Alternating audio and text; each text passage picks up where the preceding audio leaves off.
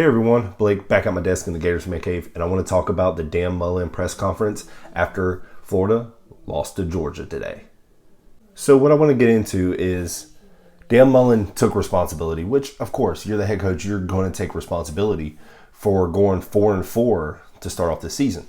Now Florida's schedule has been rough.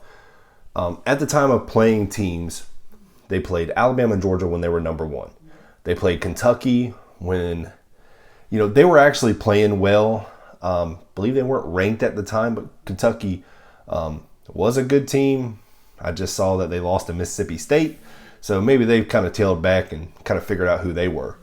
But what gets me in his press conference, he's taking accountability. But then he goes to say that, about the talent gap. So, yes, we beat Georgia last year, and Georgia beat us, this year. So the talent, what he's saying is the talent gap is right there. We beat them one year and they beat us, this year. That's not how that works. Who cares what happened last year?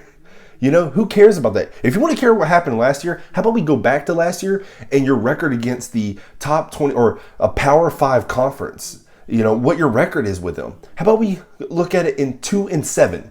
Okay. How about if you want to go back, because your last 3 games of last year, you lost to LSU, you lost to Alabama, and then you got school dragged by Oklahoma. Now the Oklahoma game, what I will give that about the bowl game, yes, Florida lost so much talent in that game, wasn't very competitive, but you still lost it.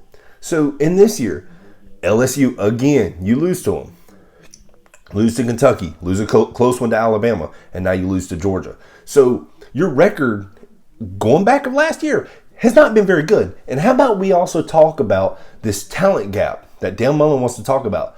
How about we go look, per rivals.com, this is what we got, okay? Florida ranks in talent that's coming in 35. You know where Georgia ranks? Yeah, you guessed it. Number 1. So the talent gap, well, Georgia. Yeah, that's where that's at.